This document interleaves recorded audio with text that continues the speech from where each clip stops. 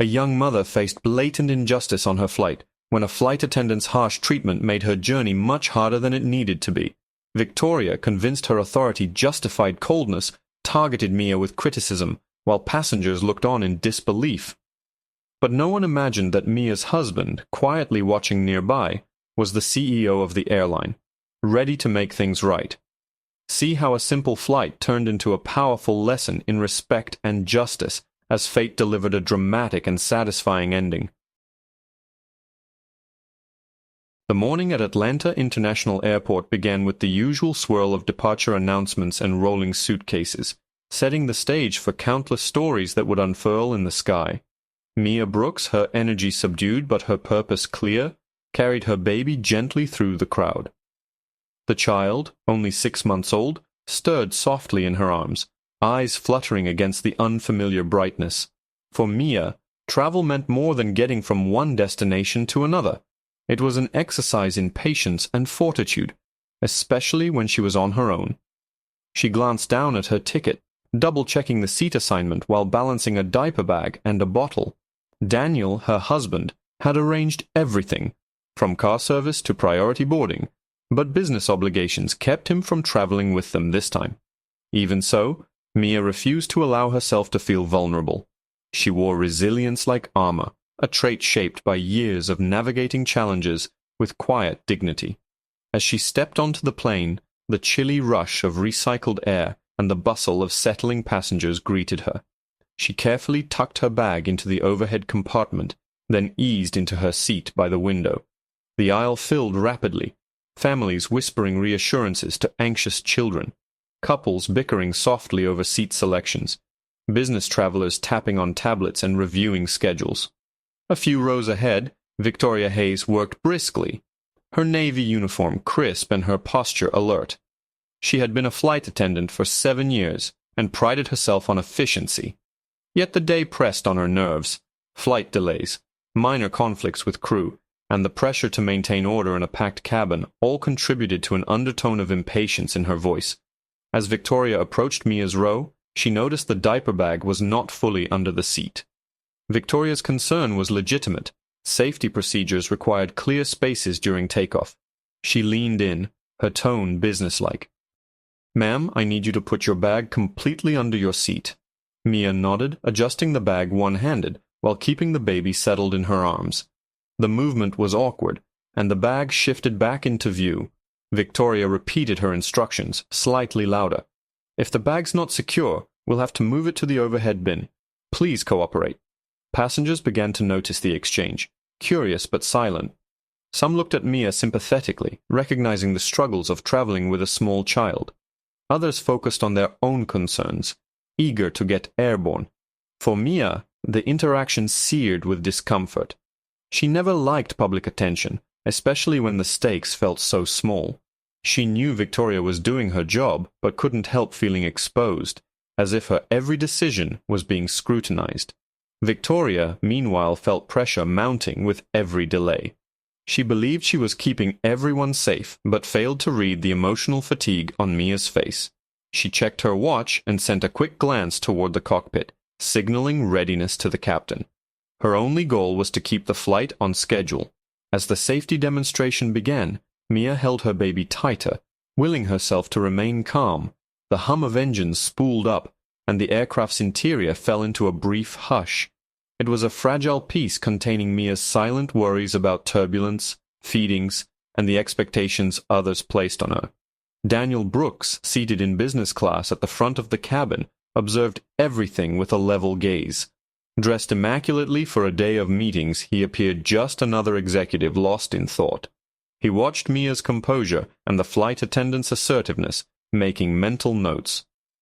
Daniel valued dignity above all, both in business and in life. He saw the small fracture in his company's promise of hospitality, recognizing that the way a single employee treated a single passenger had the power to influence reputations and future decisions.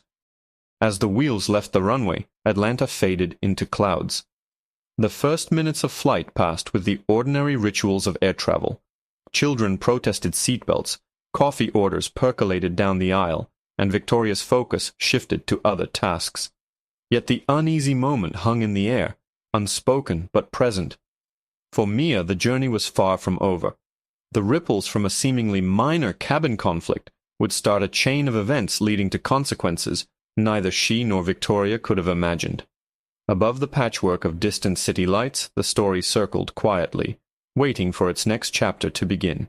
The airplane leveled out at cruising altitude, sunlight glinting across the windows as the passengers eased into their mid-flight rhythm. In her seat, Mia Brooks tried to let the previous tension melt away, humming softly to her child, and distracting herself with glimpses of clouds drifting far below. Around her, the anxious energy of boarding faded, replaced by the quiet murmur of conversations and flight attendants moving up and down the aisle with carts of drinks and snacks. But beneath the surface calm, unease lingered. Victoria Hayes, still carrying the tightness of those first exchanges, felt her own composure slipping. Her mind replayed the earlier scene, the bag, the infant, the stares of watching passengers, and irritation began to color her responses. On days like this, little things built up. Delays out of her control, complaints about cramped seats, paperwork piling up in the galley. The airline had strict standards, and she cared deeply about doing her job right, but she had begun to mistake control for fairness. As she made her way down the aisle, Victoria checked seatbelts, delivered drinks, and fielded requests with professional efficiency. Yet when she approached Mia again, her manner was curt. "Please keep the baby in your lap with the belt properly fastened," she said, voice edged with warning more than compassion. Mia, weary from her long journey, met Victoria's eyes just for a moment. There was an unspoken question there, a search for understanding that went unanswered. She complied as best as she could, balancing her baby, a bottle, and the hope that the attendant's attention would move on. To the surrounding passengers, something about the dynamic became more apparent. A few mothers exchanged worried glances, sensing that Mia was being singled out. One man in the next row offered to help, but Mia declined with a gentle shake of her head, not wanting to cause a scene. She hoped to remain invisible, even as the opposite seemed to be happening. Meanwhile, over the intercom, Victoria's voice carried through the cabin, clear and precise as she led mandatory announcements. To most, she sounded no different from any dedicated professional. Yet for Mia, every word felt weighted, not just in tone, but in meaning, as if her presence on the flight had become a test of patience and composure for everyone, herself included. In the front of the cabin, Daniel Brooks kept a careful watch. He took in details, the lowered voices behind him, a subtle glance from another flight attendant, the way Victoria shot Mia another tight-lipped look. Daniel's instincts from years in leadership told him that small grievances could build into greater problems, and that respect, or its absence, always found a way to become public. He made a deliberate decision to remain anonymous for now, noting the way the encounter was now drawing bystanders into quiet concern. Tension began to mount as lunch service began. The aisle was tight, and as Victoria distributed meals, she reached Mia's row. The tray table was awkward to open with the baby on her lap, making every movement a challenge. "You need to put the table down if you want to eat," Victoria said, her tone making it sound less a suggestion, more a rebuke. An older woman across the aisle leaned over. "Is there anything I can do to help you, dear?" she asked quietly. Mia offered a grateful smile, but insisted she could do it herself, her pride holding steadfast even as her cheeks flushed with discomfort. From several rows away, a middle-aged businessman with a tablet frowned at the interaction. He had traveled often and recognized when customer service crossed a line, even subtly. Across social media, stories like these had the power to transform public opinion instantly. The scene, while not loud or dramatic, felt charged with meaning. As the flight wore on, Mia did her best to remain small, to blend into the landscape of the crowded cabin. But each time Victoria passed, her pointed glances and clipped tone reignited a wave of self-consciousness and frustration. Passengers nearby whispered quietly behind raised magazines, unsure whether to intervene or simply watch. To many, it was yet another reminder of how easily travel could shift from routine to distressing with a single note of disrespect. Finally, as the plane began its descent toward their destination, Victoria made one last round to check seatbelts. She stopped near Mia, her expression inscrutable, and for an instant the tension between them hung heavy in the recycled air. Mia caught her gaze, neither angry nor pleading, but resolved, a quiet refusal to be shamed any longer. The plane landed with a bump, and applause broke out among the passengers, a brief and customary respite. For Mia, the journey was nearly over, but a deeper story, one about identity, fairness, and unseen power, had only just begun to gather momentum. Daniel watched as passengers filtered out, realizing that what happened next would resonate far beyond a single uncomfortable flight. The aircraft rolled gently to a halt at the gate, and a collective breath of relief seemed to pass through the cabin. Passengers rose from their seats, gathering belongings, eager to leave behind the cramped aisles and the quiet tension that had lingered through the trip. Overhead bins snapped open, chatter rose, and families prepared to reunite with loved ones waiting just beyond the arrival's door. Mia Brooks remained seated, quietly organizing her things. She was careful not to rush, mindful of her baby's comfort and the eyes that still seemed to linger after the day's uneasy moments. As she bundled up her child and fastened the last button on her coat, the discomfort of the journey remained with her, not just in memory, but in every cautious movement. At the front of the plane, Victoria Hayes stood at the exit, her professional smile firmly in place as she bid farewell to each guest. To some she offered extra warmth or a cheerful nod. To Mia, however, her expression was neutral, the briefest acknowledgement passing between them. For Victoria, the flight was nearly finished, and soon she could put today's stress behind her. She did not realize the effect that small moments of interaction could have beyond the confines of the aircraft. Just as Mia was about to step forward, Daniel Brooks rose from his seat at the front of the cabin. He waited calmly, letting other passengers pass, choosing this moment for a reason. His presence was composed and unhurried, his gaze steady as he watched Mia approach the door. When Mia reached the front, the rhythm of routine was quietly interrupted. Daniel stepped forward, his voice low, yet carrying a quiet authority. "Excuse me, I'd like a word with your supervisor, please." Victoria blinked, caught off guard by the seriousness in his tone. She hesitated, then nodded and called over her team leader, uncertain of the reason for his request. The passengers still in the aisle paused, curiosity sparking in their eyes. Wordlessly, Daniel explained what had happened. His words were clear, respectful, but left no detail unspoken. He recounted the exchanges, the persistent tone raised at his wife, the impact on her as a mother traveling with an infant. Victoria felt a change in the air. It was no longer a simple matter between flight staff and a passenger. She realized the man before her was Daniel Brooks, CEO of the very airline she represented. Recognition dawned on her face. Her own supervisor looked at Daniel with a mix of surprise and apprehension. This was not the confrontation of anger or accusation, but of measured truth. Daniel's calm held greater weight than any loud protest could.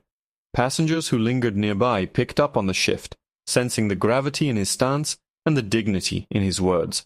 For Victoria, understanding came slowly, settling in with the realization of how every action, no matter how routine or fleeting, contributed to a much larger story.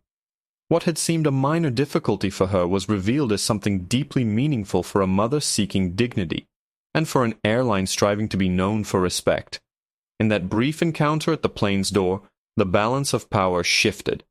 A lesson had been set in motion, one that would ripple into policy, reflection, and change long after the last suitcase left the carousel.